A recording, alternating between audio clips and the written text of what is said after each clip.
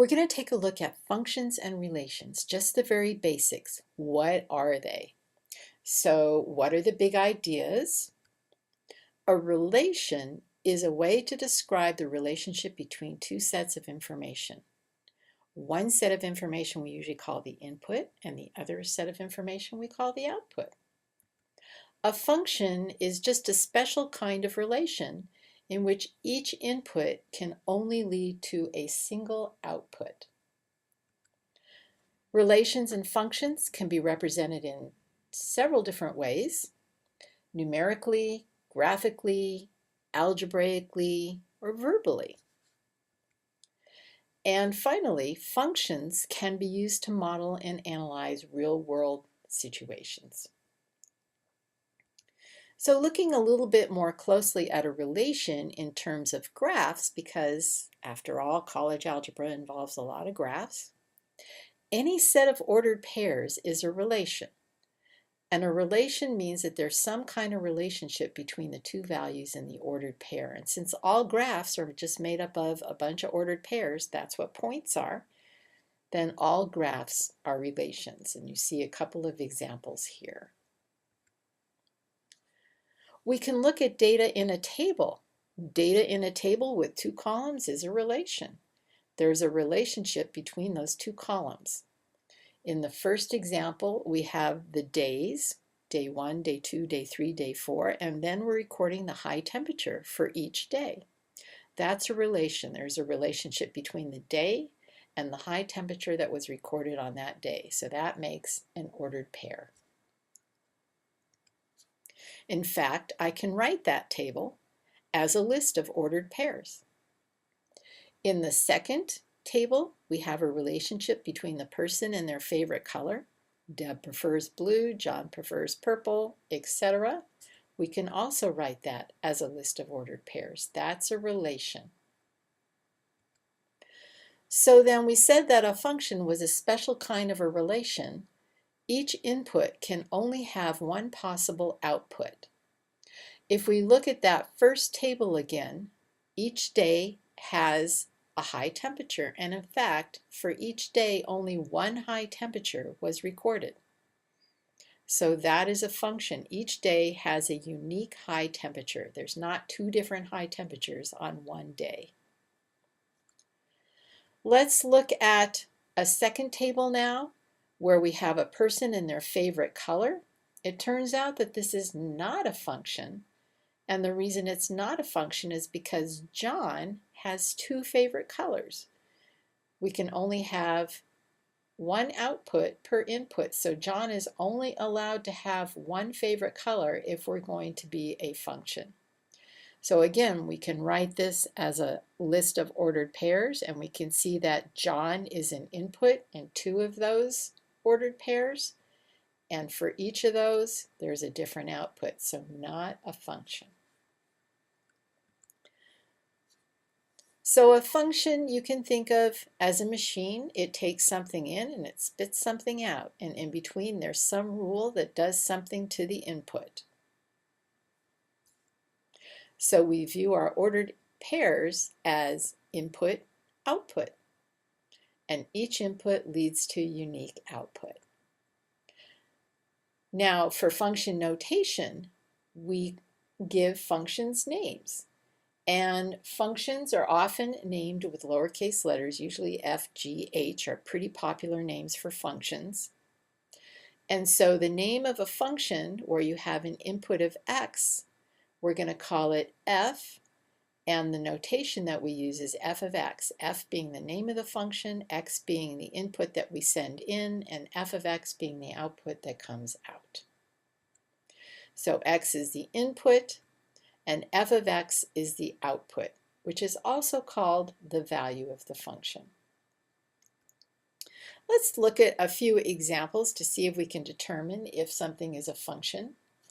What happens if we have a coin sorter and we put in a coin, and let's call them US coins. So we're putting in here the diameter of a US coin, and the output is the value of the coin. So is this a function? Does each individual coin have a unique diameter? Well, actually, that's how coin sorters work. Yeah, it is a function. A coin sorter is a function. For each unique coin, there is a unique output. Because the value of a coin is a function, the diameter of the coin, because we know the diameter, we know how to determine the value, and there is only one coin value for a specific diameter. Is the reverse coin sorter a function? So if we know the value of the coin, could we say definitively what the diameter is? Well, it turns out with US coins, yes, you can. So this is a function. Each value has a unique diameter. There's no two different coins that have the same diameter. So this is a function. How about UPC barcodes? Let's say you go to Walmart or some big box store and you pick up a product and they all have these UPC codes these days, and you get up to the cash register and they scan it. Are you going to get a unique price, or will that scanner spit out more than one price for that particular product? Well, we all know from our experience that that UPC code for one product has one price in it. So yes, this is a function. Now, could we build a reverse UPC scanner? Could we put in the price of a product and spit out a unique UPC code? Well, no, we can't, because there's a lot more that goes into a UPC code than just the price of a product. So this is not a function. How about stuff I can buy? So what if I input how much money I have in my pocket right now? What's my output? If my rule is stuff that I can buy for the amount of money that I have in my pocket, well, it's not a function, because it turns out there's a lot of different things that you could buy for that $7.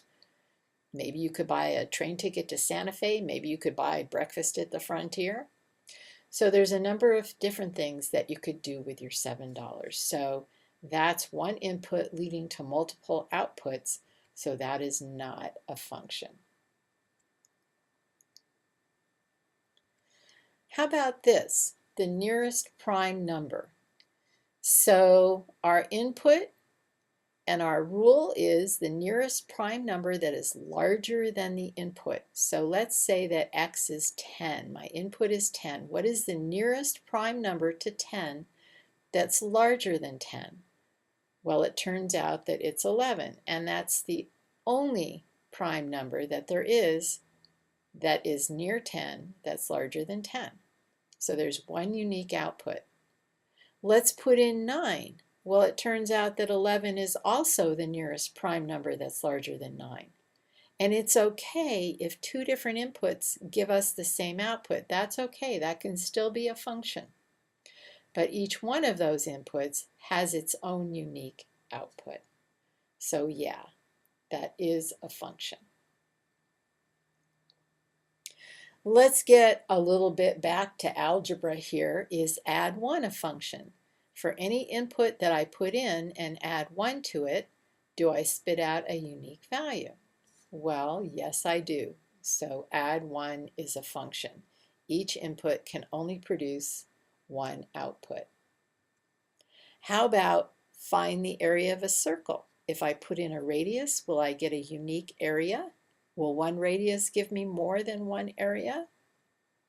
Well, it turns out that each radius will only give you one area, and so yes, finding the area of a circle from its radius is a function. So we say that the area of a circle is a function of the radius.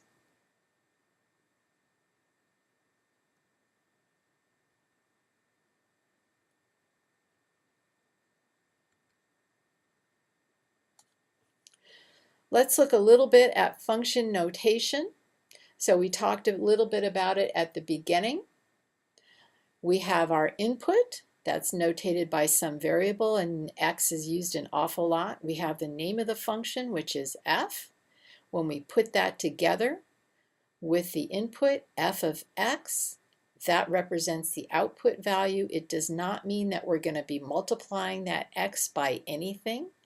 It just is indicating that we're sending something in as an input and we're getting a value out as an output. If we send in 4 as an input, then we say f of 4. When we plug 4 into our function, 2x plus 5, and do the arithmetic, we get 13. So we say that f of 4 is equal to 13. So wrapping up, what were the big ideas? A relation is just a way to describe a relationship between two sets of information.